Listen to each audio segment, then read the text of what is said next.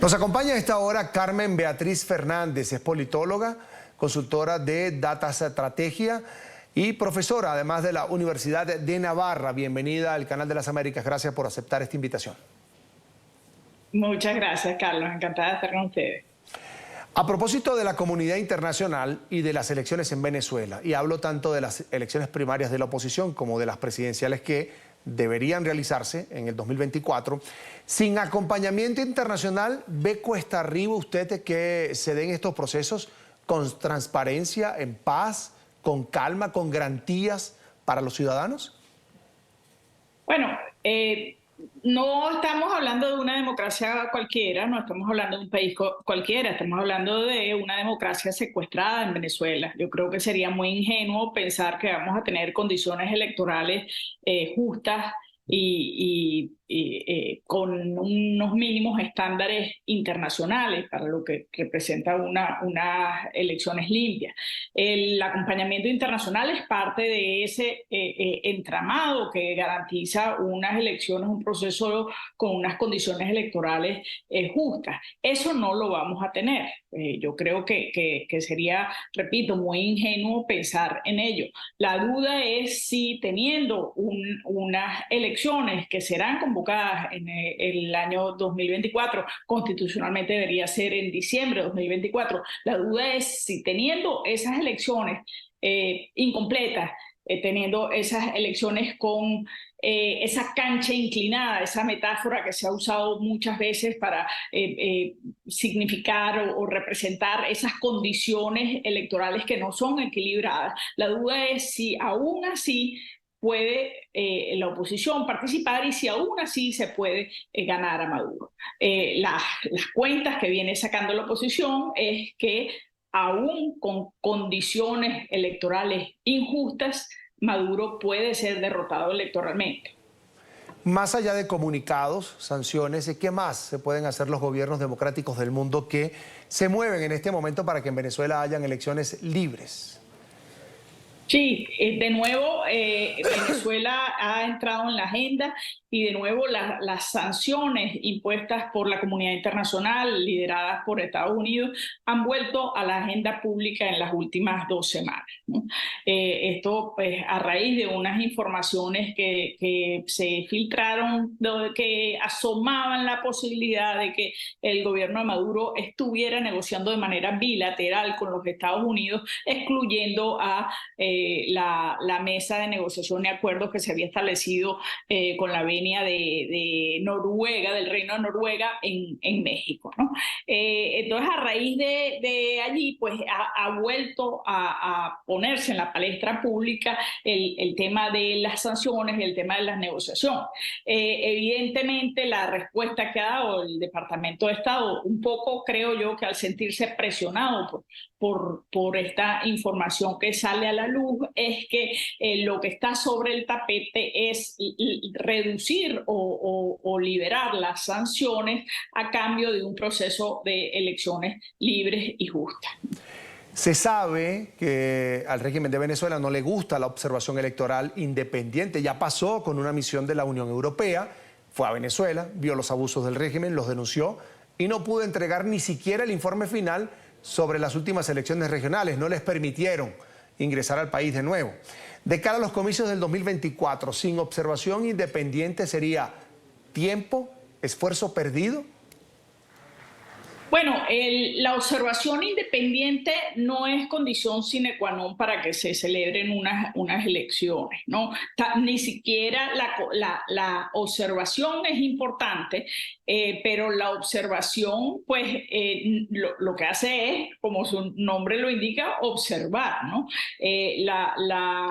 Y el mejor ejemplo es el que comenta del último proceso de observación internacional liderado por Europa, que hizo público un informe técnico, muy detallado sobre las cosas que habría que hacer para un siguiente proceso, que fue el que no se entregó formalmente, pero se entregó, pues se publicó, digamos, es un informe que puede leer cualquiera, ¿no? Entonces, digamos, no... el hecho de que exista la observación internacional, que ojalá exista, no es ni garantía de que las elecciones van a ser limpias, ni lo contrario tampoco, ¿no? Es decir, puede haber unas elecciones con unas condiciones, como venimos hablando, unas condiciones que muy probablemente sean injustas, sin observación internacional, y aún así puede darse una movilización popular en esa expresión de cambio o en esa vocación de cambio, esa aspiración al cambio que tiene la sociedad venezolana, que pueda generar un movimiento telúrico en la política y en la dinámica política venezolana. Señora Fernández, tal y como están las condiciones en este momento, luce complicado que una buena parte de esos venezolanos que hoy están en el exterior participen en las presidenciales del 2024. Garantizar el voto en el exterior, esta debe ser una condición inamovible de cara a ese proceso electoral del año que viene. Sí, bueno, se calcula que hay unos 7 millones de venezolanos en el exilio, de los cuales poco más de la mitad podrían tener derecho a voto porque estarían registrados en el registro electoral. Yo creo que estamos muy lejos de que esos venezolanos puedan ejercer su derecho a voto, ¿no? Podrán ejercer su derecho a voto los que se hayan registrado para las primarias del 22 de octubre, que viene funcionando como una maqueta del deber ser democrático, de lo que debería ser la democracia en Venezuela, y no es. En esa democracia que debería ser está incluido el voto de la diáspora, pero creo que hoy por hoy es una condición que el régimen venezolano no estaría dispuesto a hacer, ¿no? O sea, y esto en términos de muy pragmáticos. Ahora bien,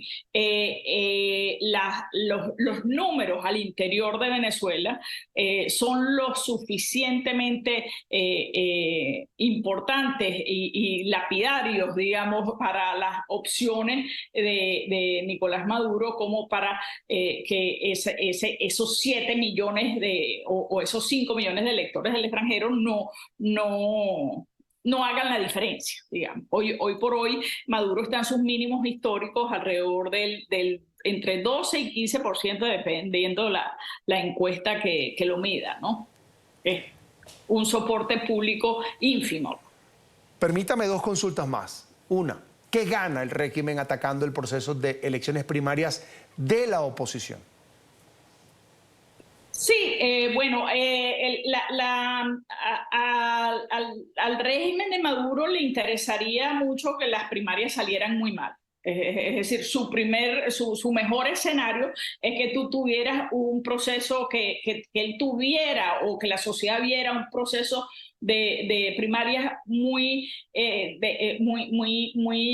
pugnaz, con muchas diatribas internas, con los demonios de las ambiciones personales entre los candidatos desatadas, muy desordenado, muy autárquico, si se quiere, pero en realidad lo que estamos viendo es un proceso bastante armonioso y bastante bien conducido por ahora, ¿no? Entonces, ante ese escenario de esa posibilidad de un proceso muy nítido y bien conducido, y que genere una victoria de quien hoy indudablemente capitaliza todas ese deseo de cambio de la sociedad venezolana, que es la candidata María Corina Machado, que es primus inter pares, digamos, en ese proceso de primarias.